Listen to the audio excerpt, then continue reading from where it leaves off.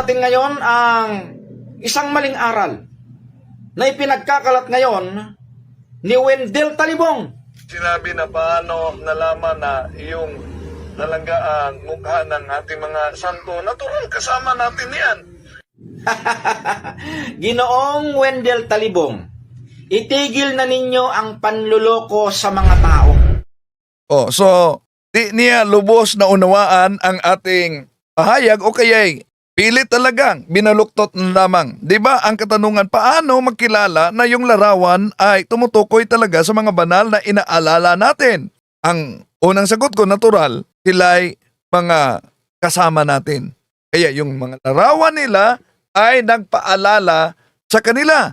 Maring araw daw umano ay at pinagtatawanan pa nitong kaanib ng Iglesia ni Kristong Tatag ni Felix Manalo yung paliwanag ko kung paano makilala ang larawan ng mga santo. Na naunang sinabi ko na ang mga larawang ito ay tumutukoy sa mga banal, sa mga tao na ating inaalala. Hindi iyon sinasamba. Pero tanungin natin sila, etong si Kaagila daw siya. Hindi ba't may larawan din sila ni Felix Manalo? Paano nila nasisiguro na ang larawang iyon ay tunay na larawan ni Felix Manalo? E di, natural. Tagapagtatag nila si Felix Manalo. Kaya, natural na lamang na makilala nila. So, isa-isahin natin ito, mga kapatid, sa pagsagot. Ito ang kaniyang video na ipinurward din sa akin ni Kabornok. Na nadaya ng maling pangangaral ng simbahang Katoliko. Muli po, kumusta kayong lahat? Tatalakayin po natin ngayon ang isang maling aral na ipinagkakalat ngayon ni Wendell Talibong, isang CFD ng Iglesia Katolika Apostolika Romana. Bago po yan, ako po muna ang inyong lingkod, RNG Kaagila. At walang kinalaman ng Iglesia ni Cristo dito sa aking ginagawang mga... Ayun, nanghuhugas kamay na sila, walang kinalaman daw ang Iglesia ni Cristo sa kanyang ginagawa. So, una, sinabi niya na ang simbahang Katoliko daw ay nadaya. Paano nadaya ang simbahang Katoliko kung mga kasama mo mismo nagsabi na ang Iglesia Katolika ay siyang unang Iglesia ni Cristo? Ibig sabihin, hindi yung inaniban mo. Pakinggan na natin si Sinita na tulad sa iyo, nagsasabi ding walang kinalaman ang Iglesia ni Manalo sa anumang sinasabi ko. Pero anong sabi ni Sinita? Talaga pong ang Iglesia Katolika Apostolika Romana, talaga pong sa pasimula, yan ang Iglesia ni Cristo. Yun po ang paglitaw ng Iglesia Katolika Apostolika Romana. Hindi po yan natatag bilang pasimula ng organisasyon. Talaga pong sa pasimula, yan ang Iglesia ni Cristo. Ngayon, kung ang tanong ni Talibong, mababasa ba sa Biblia?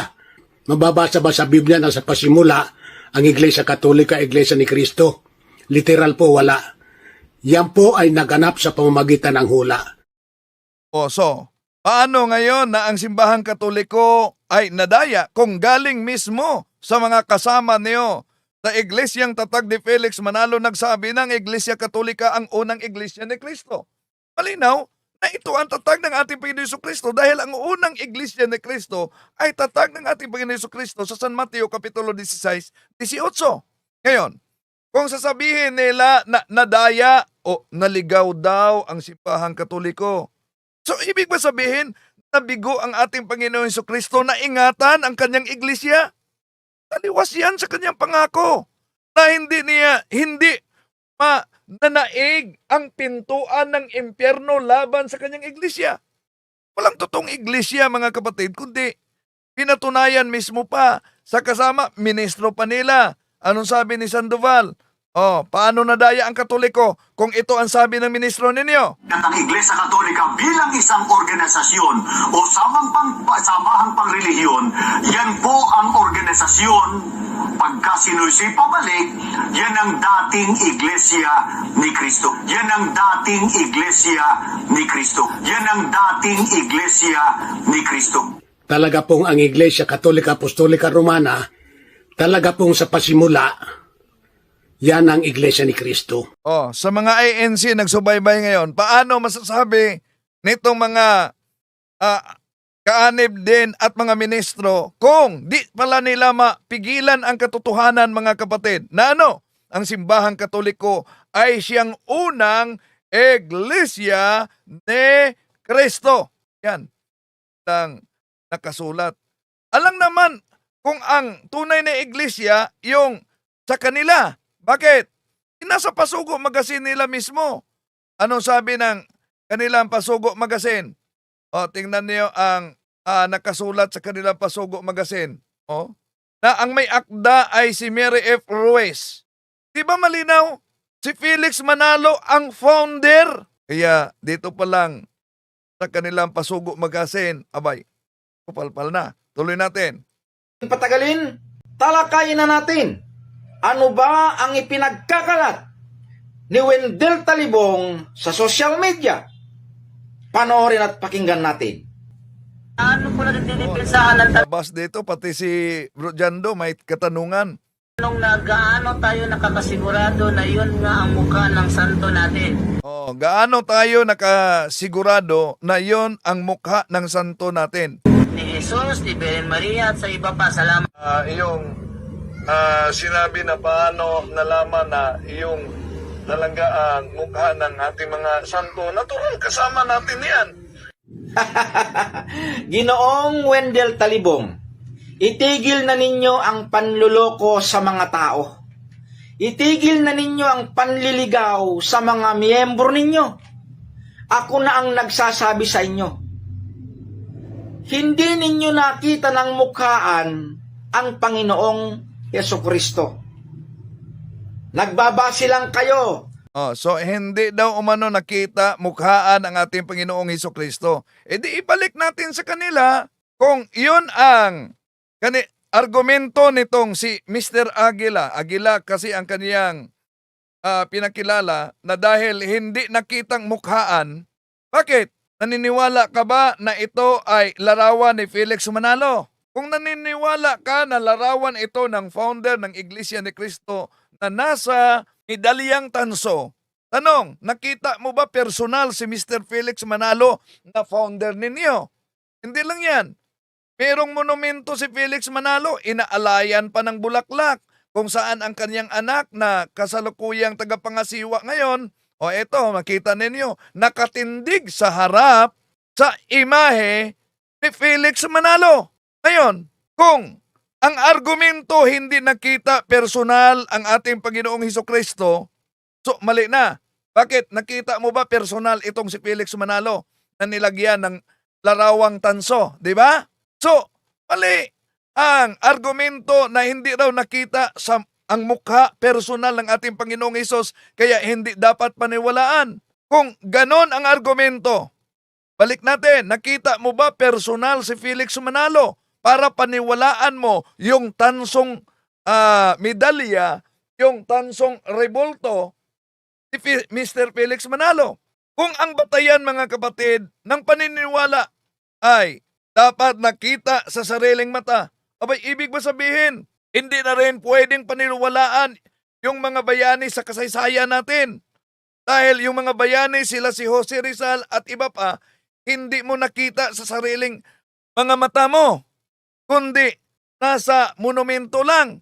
Pero tandaan natin, ang pananampalataya ay hindi nakabatay sa literal na pagtingin lamang, kundi sa testimonya, sa kasaysayan, pang Katoliko sa tradisyon na patuloy na nagpatotoo kaugnay dito. So kung tinanggap nila ang tansong imahe ni Mr. Felix Manalo base sa larawan at kwento na nakasulat mismo sa kanilang pasugo, bakit mo tinanggihan ang imahe ng ating Panginoon Hesukristo? Kung sasabihin na hindi yan totoo ang mukha, ayon sa ating Panginoong Hesus, San Juan Kapitulo 10:14, kilala ko ang aking mga topa at kilala din ako ng aking mga topa. So, kung hindi tumukha ng ating Panginoon Jesucristo, dahil early Christians, kahit na sa katakom, may mga larawan sa early Christians.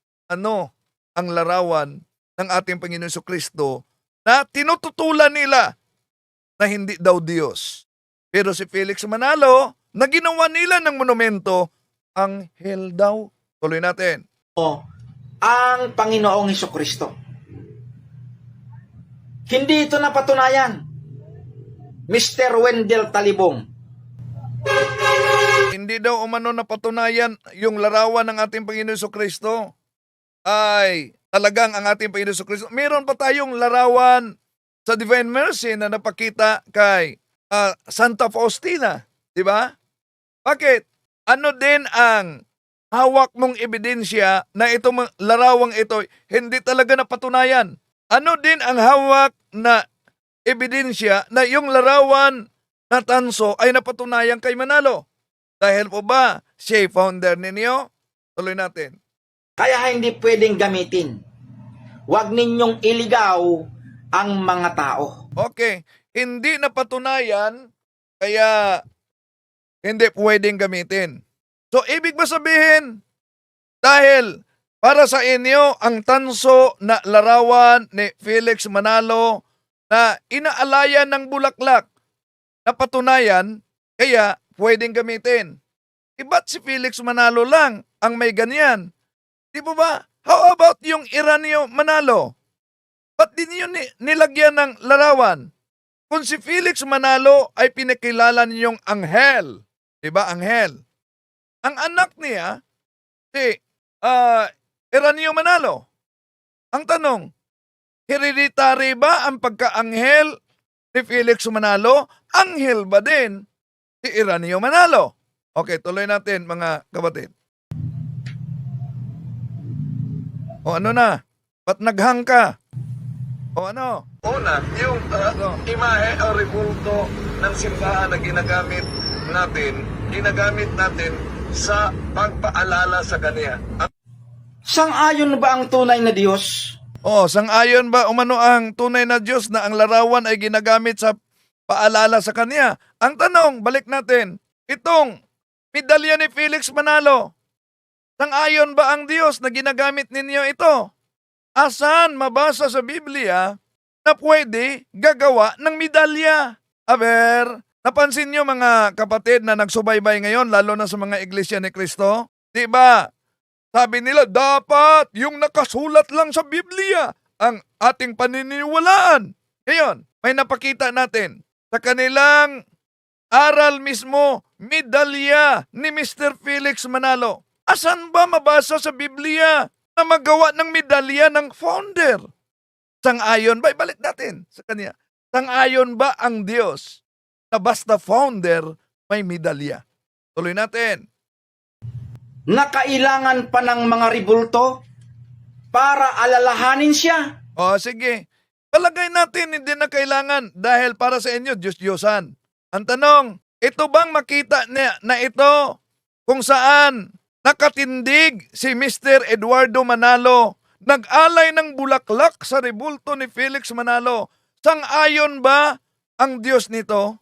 Ano to, dekorasyon lang? Ano to, hindi ba to pag-alala sa founder ninyo? Pero kung bawal para sa inyo ang mga rebulto, pat si Felix Manalo may rebulto. May Pasugo Magazine kasi sila mga kapatid. Tingnan ninyo Pasugo Magazine. Marso 1965, page 2, ang may akda niyan ay si Mr. Benjamin Santiago. Ang nakasulat diyan sa pahina 2, katulad din naman ng mga medalya ni kapatid na Manalo. Hindi lahat na paggawa ng larawan ang ipinagkasala ng Diyos. Iyan ay nasa pinag-uukulan ng larawan. Hindi pala lahat ng mga larawan. Diba double standard ang iglesia ni Manalo? Bakit double standard? Pagdating sa mga santo, Diyos-Diyosan, bawal na. Pagdating kay Felix Manalo, na founder sa kanila, okay lang. Kahit medalya. Ano yan? Hindi lang yan. Pasugo Magazine. Balik, ulitin natin. 1965, pahina 1, ang may akda ay si Benjamin Santiago. Tingnan nyo mga INC ang Pasugo. Ano nagkasulat? Di ba sinabi diyan na noong ipinagdiwang ninyo ang ika-50 anibersaryo ng Iglesia ni Cristo, mabasa natin na sinabi ni Benjamin Santiago na sa pagtitipon daw, asan? Doon sa Araneta Coliseum, inilagay ninyo sa libu-libong mga kaanib ng INC, yung tinatawag ninyong relikya ng tronong likmuan nang yumaong si kapatid na Felix Manalo? Anong inilagay ninyo sa harap ng libo-libo? Yung upuan ni Felix Manalo. Bakit? Inilagay ninyo ang upuan ni Felix Manalo sa harap ng libo-libo. Bakit? Natural. Inaalala ninyo yung nakaupo noon. Pero ang tanong, kung Biblia lang, asan mabasa sa Biblia na pwedeng ilagay sa harapan ng mga kaanib yung upuan ng founder para sa pag-alala sa kanya? Diba? O, napansin nyo, pag sa mga santo, bawal daw alalahanin sila. Pero pagdating kay Felix Manalo, kahit upuan, okay na para maalala siya. Ba't upuan? Di ba dandami pang gamit ni Felix Manalo? Bak upuan ang pinili ninyo? Di po ba sa panahon ni Felix Manalo, meron din siyang arenula? Ba't hindi arenula? Tuloy natin. Mabuti mga kaibigan at mga kababayan, si Ginoong Wendell Talibong na rin ang pasagutin natin. Ako talaga ang binanatan nito. Juan 10:14, ano sabi ng ating Ayan, Juan 10:14. Panginoon sa salita ng Diyos? Sabi ng ating Panginoon, ako ang mabuting pastol. Kilala ko ang aking mga tupa at ang aking mga tupa at kilala din ako ng aking mga tupa. Magandang sinabi ni Mr. Talibong. So maganda pala. Maganda pala yung sinabi ko. Nakilala ng ating Panginoon Jesucristo ang kanyang tupa at kilala din ng mga tupa ang ating Panginoon Jesucristo. Tanong, kung kayo ang tupa at hindi kayo kambing, ano ang imahe ng ating Panginoon Jesucristo kung kilala ninyo ang ating Panginoon Jesucristo? Pero ano ang gagamitin niyang pang-counter dito? Makalusot? Kaya ang tanong, kapag ka ba kilala ng mga tupa ang Panginoon at kung kilala ng Panginoon ang kanyang mga tupa, kailangan pa bang magkaroon ng mga ribulto at mga imahen? Pakinggan natin ang nakasulat dito sa Juan 4:23-24. Sige, tingnan natin. Baka may mabasa diyan na ipinagbabawal ang mga larawan o imahen. Ito ang mababasa. Subalit dumating na nga ang panahon at ngayon na nga na ang mga tunay na sumasamba sa Ama ay sasamba sa Kanya sa ribulto at kasinung hindi pala. Ayun. Mahilig pala sila. Mahilig sila na dagdagan at gawing tampered ang Biblia. Tuloy natin. Sasamba sa Kanya. Sasamba sila. Saan? Sa upuan ni Felix Manalo. Nandyan ba? O sasamba sila? Saan? Sa Espiritu at katotohanan. Sapagkat ganyan ang uri ng pagsambang kinalulugdan ng Ama. Oo na, sa Espiritu at katotohanan. Di, pasok ang simbahang Katoliko. Bakit pasok? Mga kasama ninyo mismo. Nagsabi, anong sabi ng kasama ninyo? Ulitin natin ha. Ang Iglesia Katolika ay siyang unang iglesia ni Kristo. Talaga pong ang Iglesia Katolika Apostolika Romana, talaga pong sa pasimula, yan ang Iglesia ni Kristo. Yun po ang paglitaw ng Iglesia Katolika Apostolika Romana. Kasama ninyo iyon. Kasama ninyo iyon. Baka sabihin, hindi, kami. Kami ang tunay, Iglesia ni Kristo. Sige. Tingnan niyo ang Pasugo Magazine, November 1951, sa pahina 4 ni Leopoldo. Sa unang bahagi, sa paragraph, may mabasa dito, napansin niyo, unang bahagi, ang Iglesia ni Cristo ay kailangan at hindi maiiwasan sa paglilingkod ng tao sa Diyos. O di ba sabi ninyo, Iglesia ni Cristo. Hindi pwedeng palitan ang pangalan. Ano itong Iglesia ni Cristo? Asaan mabasa ang Iglesia ni Cristo sa Biblia? Okay, tuloy natin. Ang Diyos ay Espiritu, kaya dapat siyang sambahin sa Espiritu at sa katotohanan. Asan diyan? Asan diyan mabasa? Ipinagbabawal ang paggawa ng mga larawan. Dahil kung ang interpretasyon ninyo, ipinagbabawal ang paggawa ng larawan, abay, diyan pa lang, utata na ang larawan ni Felix Manalo. Kaya, at may monumento si Felix Manalo.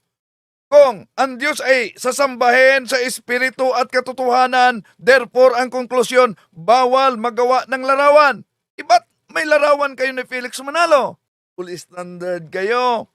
Dahil lang sa talatang yan. Dahil sa talatang yan. Ipinagbabawal para sa inyo ang paggawa ng larawan sa mga santo. Pero pagdating sa founder ninyo, may upuan pa kayo. May medalya pa kayo. May monumento ba kayo?